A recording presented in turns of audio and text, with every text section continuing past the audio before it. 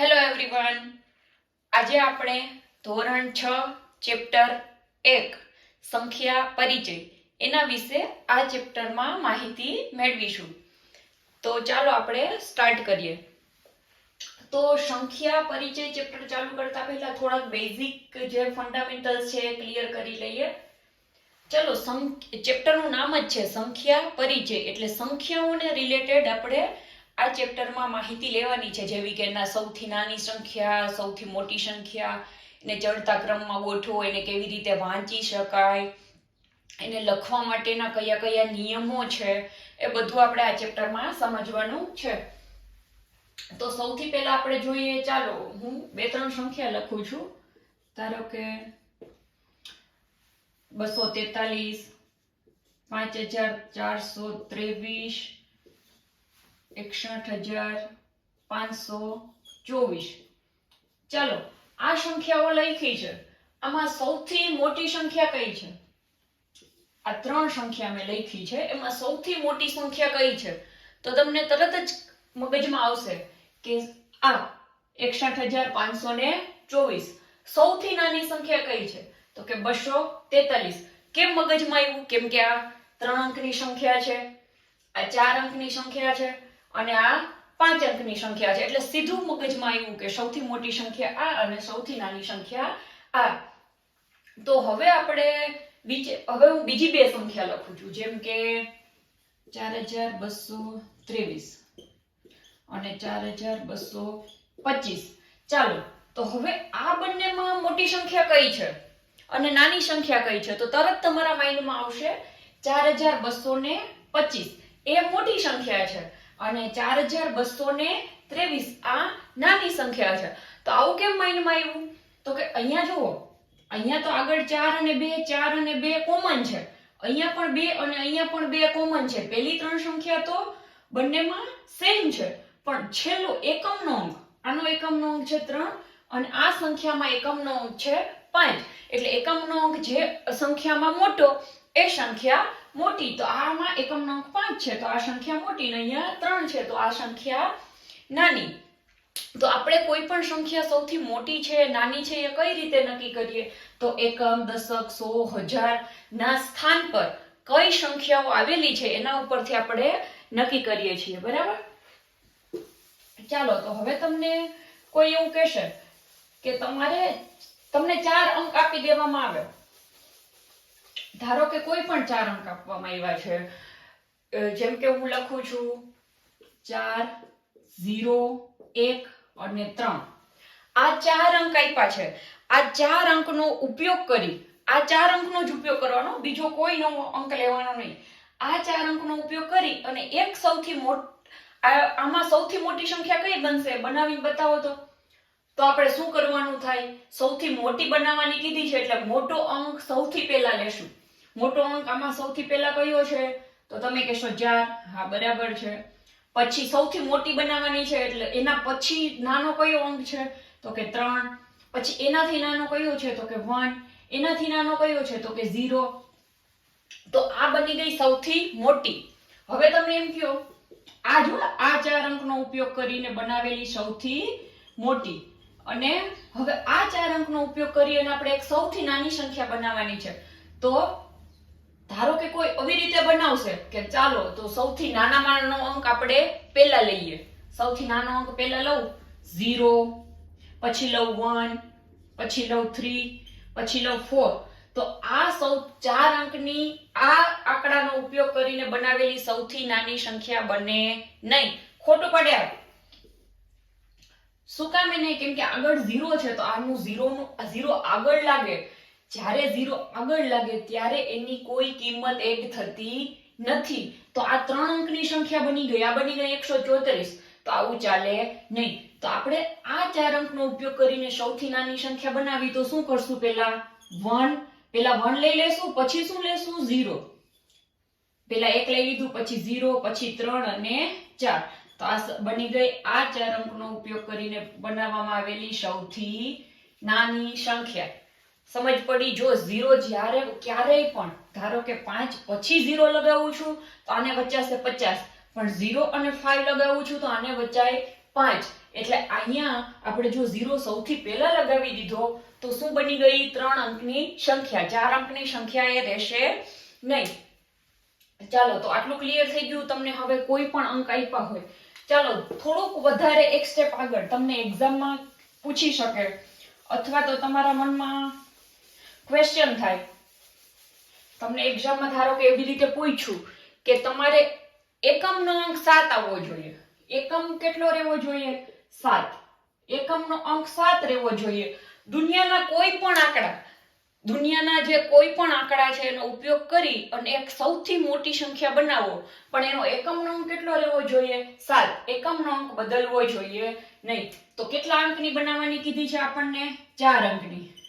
4 અંકની બનાવો, પણ એનો એકમનો અંક કેટલો રહેવો જોઈએ? 7. તો ચાલો, એકમનો અંક આપણે સૌથી પહેલા શું મૂકી દઈએ? 7. અને આપણને બધા જ અંક ઉપયોગ કરવાની છૂટ છે. કોઈ પણ અંક છૂટ છે ઉપયોગ કરવાની.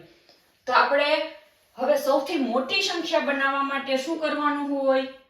બધા આંકડાનો ઉપયોગ એક જ વાર કરવાનો, પાછો એક આંકડાનો ઉપયોગ 2 વાર નહીં કરવાનો. તો સૌથી મોટો અંક કયો છે? 0 થી 9 માં હંમેશા આપણે લેવાના હોય.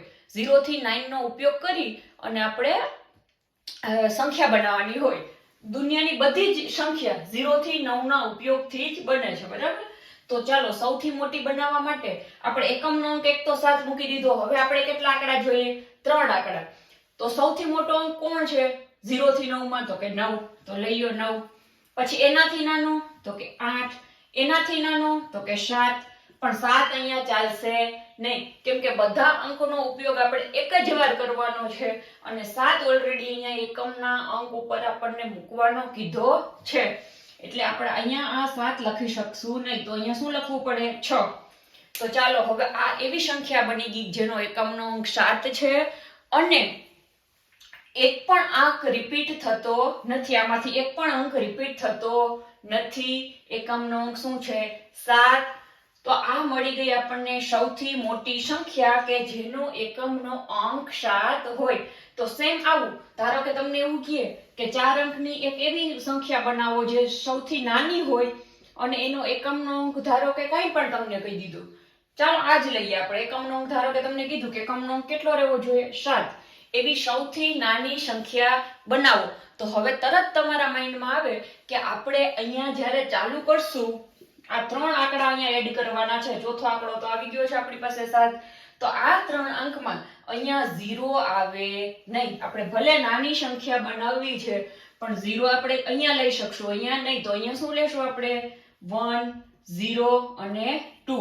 તો સૌથી નાની 4 અંકની સંખ્યા કે જેનો એકમનો અંક કેટલો હોય? 7. એ કઈ સંખ્યા મળી ગઈ આપણને? 1027. જ્યારે આવું પર્ટિક્યુલર આપ્યું હોય ત્યારે, ધારો કે તમને ક્યારેક એવું કહી દીધું છે કે સૌથી નાની સંખ્યા 4 અંકની સૌથી નાની સંખ્યા કઈ છે? તો શું આવશે? અને 4 અંકની સૌથી મોટી સંખ્યા કઈ છે? તો શું આવશે?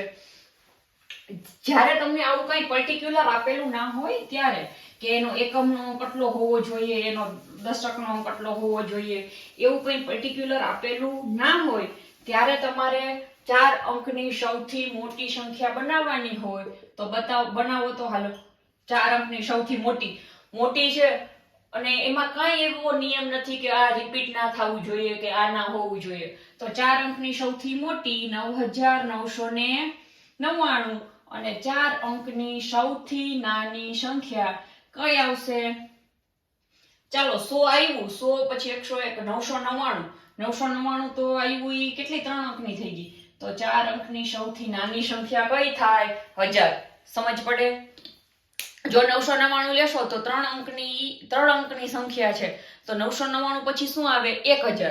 1000 આવ્યું, 4 અંકની સંખ્યા થઈ ગઈ. તો 4 અંકની સૌથી નાનામાં નાની, જ્યાંથી 4 અંકની સંખ્યાની શરૂઆત થઈ છે, બરાબર? ચાલો, હવે આપણને આટલું સમજાઈ ગયું હોય તો આપણે ચડતા ક્રમ અને ઉતરતા ક્રમ વિશે થોડીક માહિતી લઈ લઈએ, બેઝિક, બરાબર? ધારો કે તમને એક આપ્યું છે, ચાલો આ 2 વ્યક્તિ આપ્યા તમને, 2 વ્યક્તિ, બરાબર? આની ઊંચાઈ છે 154 સેન્ટીમીટર અને આની ઊંચાઈ છે 162 સેન્ટીમીટર. તો આમાં નીચું કોણ? તો કે 154 સેન્ટીમીટર. ઊંચું કોણ? 162 સેન્ટીમીટર. હજી એક લઈ લઈએ આપણે, બરાબર? હજી એક લઈ લઈએ. આની છે 173 સેન્ટીમીટર. ચાલો, તો આને આ જો ઓટોમેટિક ચડતા ક્રમમાં ગોઠવાઈ ગયા. સૌથી નાનું, એનાથી ઊંચું, એનાથી ઊંચું, બરાબર? તો આ આપણી થઈ ગઈ ચડતા ક્રમમાં. ચડતા ક્રમમાં હંમેશા આપણે ગોઠવવું હોય ને તો સૌથી પહેલા નાનું, એનાથી મોટું, એનાથી મોટું ચડવાનું. મતલબ સીડી કેમ ચડીએ એવી રીતે ચડવાનું. એટલે એ થઈ ગયું તમારું ચડતો ક્રમ. અને ઉતરીએ, સીડી ઉતરીએ, ઉતરતો ક્રમ. ઉતરીએ ત્યારે સૌથી ઉપર હોઈએ, એનાથી નાનું, એનાથી નાનું, એનાથી નાનું, એમ આવે, બરાબર? તો ધારો કે આપણે એક ઉદાહરણ લઈ લઈએ. ખાલી આપણે એક નાનકડું ઉદાહરણ લઈ લઈએ. ચાલો, 4212, 6123, 8974. ચાલો, આને ચડતા ક્રમમાં ગોઠવો. આને ચડતા ક્રમ ઉતરતા ક્રમમાં. આને ઉતરતા ક્રમમાં ગોઠવો. ઉતરતા ક્રમમાં ગોઠવવા માટે સૌથી પહેલા કેવી સંખ્યા આવે? સૌથી મોટી. ઉતરતા ક્રમમાં ગોઠવવું છે એટલે આપણે ઉપર છીએ, ઉપરથી ને નીચે, એટલે મોટાથી ને નાના તરફ જવાનું. આમાં મોટામાં મોટી સંખ્યા કઈ છે? તો તમે બધા હમણાં જ કહેશો મને કે 8974. ચાલો, એનાથી નાની સંખ્યા કોઈ છે આમાંથી? 4000 વાળી, 6000 વાળી. તો 6000 વાળી જોઈ ઓબ્વિયસલી 6123. એનાથી નાની સંખ્યા કઈ આવશે? 4212. બરાબર? તો આ થઈ ગયો તમારો ઉતરતો ક્રમ. ચાલો, હવે ચડતા ક્રમમાં ગોઠવવાની છે. તો સૌથી નાનામાં નાની સંખ્યા આ ત્રણેયમાં કોણ આપેલી છે? તો કે આ રે 4212.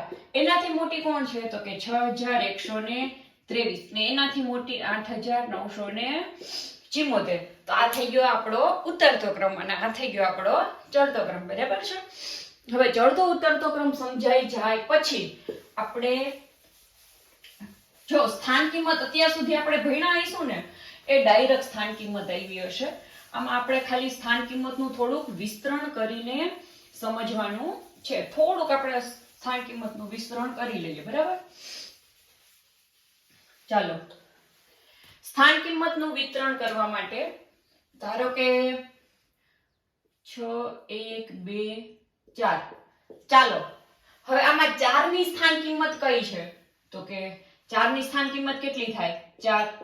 2 ની કેટલી થાય? તો કે 20. 1 ની કેટલી થાય? તો કે 100. અને 6 ની કેટલી થાય? તો કે 6000. કેમ ખબર પડી? કે આટલી સ્થાન કિંમત થાય? આ એકમના સ્થાન ઉપર છે 4, એટલે એની 4 જ રહેશે. આ દશકના સ્થાન ઉપર છે એટલે 1 0 લાગશે. 10 માં કેટલા 0 હોય? 1, એટલે 1 0 લાગશે. તો 2 ની કેટલી થઈ ગઈ? 20. આ 100 ના સ્થાન ઉપર છે, એકમ, દશક અને 100. તો 100 માં કેટલો 0 હોય? 2. તો આ 1 ની સ્થાન કિંમત કેટલી થઈ ગઈ? 100. બરાબર? પાછળ 2 0 લાગ્યા. અને અહીંયા 6, તો એકમ, દશક, 100 અને 1000. 6 ની સ્થાન કિંમત કેટલી થશે? 6000. કેમ કે 6 છે એ 1000 ના સ્થાન ઉપર છે. 1000 માં કેટલા 0 હોય? 3. તો આપણે અહીંયા એવા 3 0. એટલે આ થઈ ગઈ એની સ્થાન કિંમત. તો આપણે હવે સ્થાન કિંમતનું વિસ્તરણ આ જ રકમથી આપણે શીખશું. ચાલો, આ બાજુ શીખી લઈએ. ચાલો, આનું વિસ્તરણ કરવાનું હોય તો આ સંખ્યા બનાવવા માટે મારે 6 ગુણ્યા 6 ની સ્થાન કિંમત કઈ? 1000 ના સ્થાન ઉપર છે, તો એને ગુણાકારમાં લખીશ 6 ની સાથે. 6 છે એકમ, દશક, 100 ને 1000. 1000 ના સ્થાન ઉપર છે એટલે હું 6 ની સાથે ગુણાકારમાં હું શું લખીશ? 1000. પછી બીજી સંખ્યા આવે ત્યારે મારે અહીંયા પ્લસની નિશાની કરી દેવાની. પછી કોણ આવ્યું? 1 આવ્યું. એકમ, દશક અને 100. 1 છે એ 100 ના સ્થાન ઉપર આપેલી છે આ રકમમાં, એટલે 1 ગુણ્યા 100. એકનો ગુણાકાર કોની સાથે કર્યો? 100 સાથે, કારણ કે એ 100 ના સ્થાન ઉપર છે. પ્લસની નિશાની. પછી 2 આવ્યો. 2 છે એ કેની સાથે, કયા સ્થાન ઉપર છે? એકમ અને દશક. દશકના સ્થાન ઉપર છે એટલે એનો ગુણાકાર હું કરીશ 10 સાથે. અને પછી વત્તાની નિશાની. અને 4 છે એ એકમના સ્થાન ઉપર છે એટલે 4 નો ગુણાકાર મેં કર્યો 1 સાથે. ચાલો, હવે આનું કરો તો 6 ગુણ્યા 1000 એટલે કેટલા થાય? 6000 વત્તા 1 ગુણ્યા 100 એટલે 100 વત્તા 2 ગુણ્યા 10 એટલે 20 વત્તા 4 ગુણ્યા 1 એટલે 4. બરાબર? ચાલો, હવે આ બધાનો સરવાળો કરો તો આ બધાનો સરવાળો કરો તો શું આવશે? 6124 આવી ગઈ આપણી રકમ. જે રકમ હતી એ રકમ આપણી આવી ગઈ. બરાબર છે? આવી રીતે કોઈ પણ મોટામાં મોટી સંખ્યા હોય કે નાનામાં નાની સંખ્યા હોય એનું વિસ્તરણ આ રીતે કરી શકાય. તમને એક્ઝામમાં પૂછે કે આપેલી સંખ્યાનું વિસ્તરણ કરો તો તમે આ રીતે, હમણાં આપણે જે રીતે કર્યું હતું એ રીતે સંખ્યાનું વિસ્તરણ કરી શકો. ત્યારે તમારે એવું આખું બતાવવાની જરૂર નથી. તમને જો એક્ઝામમાં પૂછ્યું કે સંખ્યાનું વિસ્તરણ કરો, આપણે એક હજી ઉદાહરણ લઈ લઈએ. 54,678. ચાલો થોડુંક હજી મોટું લઈ લઈએ. 6,54,678. આનું વિસ્તરણ કરો. તો આનું વિસ્તરણ કરવા માટે આપણે શું કરશું? આ 6 કયા સ્થાન ઉપર છે? એકમ, દશક, સો, હજાર, 10,000 અને લાખ.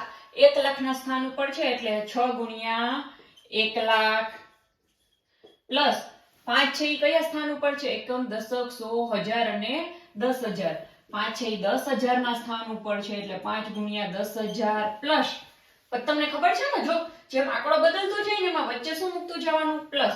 જો 6 નું આપણે 6 ગુણ્યા 1 લાખ કર્યું, પછી અહીંયા સંખ્યા બદલી, પેલા આપણે શું લખ્યું? અહીંયા પ્લસ, પછી 5 આવ્યો. 5 નું આપણે કર્યું 5 ગુણ્યા 10,000, પછી 4 નું કરશું એ પેલા આપણે શું મૂક્યું? પ્લસ.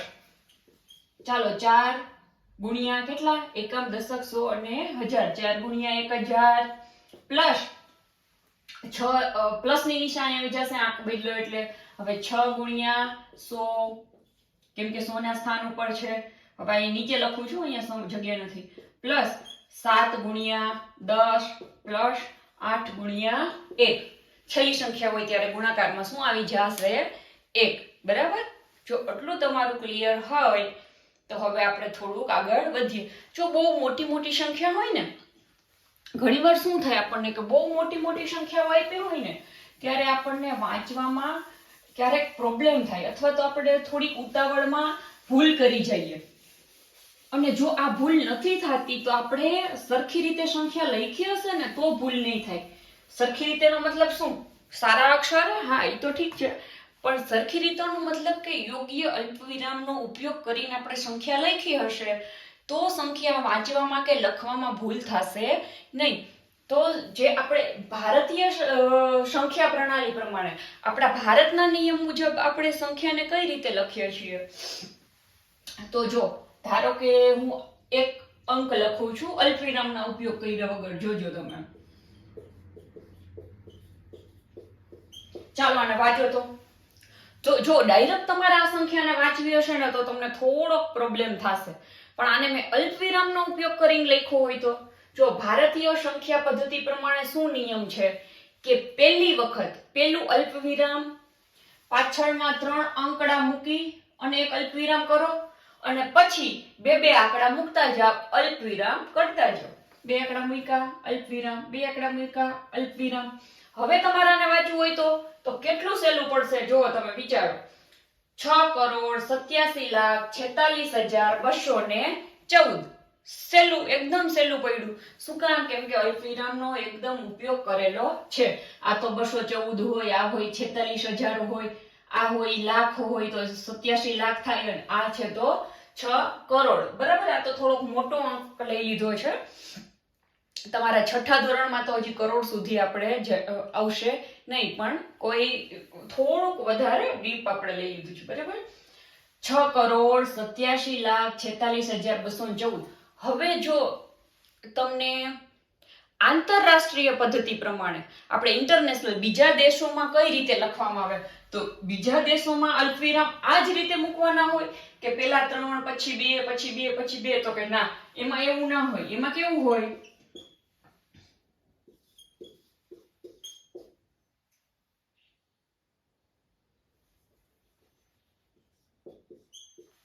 ચાલો આંતરરાષ્ટ્રીય પદ્ધતિ પ્રમાણે આપણે જ્યારે લખવાનું હોય ત્યારે એમાં અલ્પવિરામ કઈ રીતે મૂકશું તો કે એનો એક જ નિયમ, 3 આંકડા મૂકતા જાઓ, અલ્પવિરામ કરતા જાઓ. 3 આંકડા મૂકીને અલ્પવિરામ, 3 આંકડા મૂકીને અલ્પવિરામ. બાકી બચ્યા એટલા રહેવા દો. એમને સમજ પડી? એ લોકો કઈ રીતે વાંચે છે. તો આ બધું તો 214. ચાલો, ઇન્ટરનેશનલ પદ્ધતિ પ્રમાણે આપણે જ્યારે લઈએ છીએ ત્યારે આમાં 3 આંકડા મૂકીને આપણે એક તો અલ્પવિરામ કરી દીધું, બરાબર. હવે આ એકમ, દશક, સો પછી એમાં શું આવશે? 1000 પેલા આવશે. એકમ, દશક, સો એ તો ઠીક, એ તો ખબર જ છે. અને પછી શું આવશે? 1000 પછી મિલિયન. શું આવશે? મિલિયન. તો આને કેમ બચાશે? 214. આને કેમ બચાશે? જુઓ, આને ભેગા બચાશે 746,000. આ એક સાથે બચાશે 746,000. અને આ 68 છે એ શું બચાશે? મિલિયન. તો 68 મિલિયન 746,000 214. ધારો કે આપણે ઇન્ટરનેશનલ પદ્ધતિ પ્રમાણે હજી જોઈએ એક આંકડો લઈને કે ચાલો 41,524, બરાબર. તો આને કેમ બચાશે? ઈ તો સેમ બચાશે 41,524. પણ ધારો કે હજી હું અહીંયા એક આંકડો લખી નાખું 3, તો 3 તો આને કેમ બચાશે? તો આને પણ ભેગું આ બધું 1000 જ બચાશે. આ 3 આંકડા જે પણ હશે, 3 આંકડા જેટલા પણ હોય એની પાછળ શું લગાડી દો? 1000. તો આ કેમ થઈ ગયું? 341,524. અને આનો આંકડો આપણે ઇન્ડિયન પદ્ધતિ પ્રમાણે હોય તો આપણે શું વાંચીએ? 3,41,524. જો આ ભારતીય પદ્ધતિ પ્રમાણે વાંચીએ તો શું બચાશે? 3,41,524.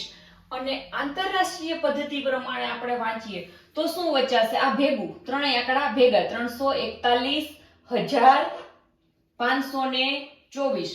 524 બંનેમાં સેમ રીતે વાંચીએ છીએ આપણે. આ બે આંકડા પછી અલ્પવિરામ મૂકીએ એટલે આપણે 41 ને જ ખાલી 1000 કહીએ. અને આ આવી જાય તો આપણે લાખ પછી, આપણે 1000 પછી શું આવી જાય? લાખ. તો 3 લાખ વાંચી લઈએ છીએ. પણ અહીંયા એવું નથી થતું. અહીંયા ધારો કે હજી 13 હોય અને હજી અહીંયા ધારો કે 1 હોય તો જોવો આપણે શું વાંચીશું હવે આને? 13,41,524. અને આ લોકો શું વાંચશે? 1,341,524. તો આપણી ભારતીય પ્રણાલી પ્રમાણે એકમ, દશક, 100,000, 10,000, લાખ, 10 લાખ, કરોડ, અબજ આપણે એ રીતે વાંચીએ છીએ. જ્યારે આંતરરાષ્ટ્રીય પ્રમાણે વાંચીએ તો એકમ, દશક, 100,000, મિલિયન, બિલિયન એ રીતે વંચાશે. બરાબર છે? જો આટલું ક્લિયર થઈ ગયું હોય તો તમે હવે સ્વાધ્યાય 1.1 સમજવા માટે એમાં આપણે બધા દાખલાઓનું સોલ્યુશન કરીશું. તો તમે નેક્સ્ટ વિડીયોમાં જઈ શકો છો. Thank you.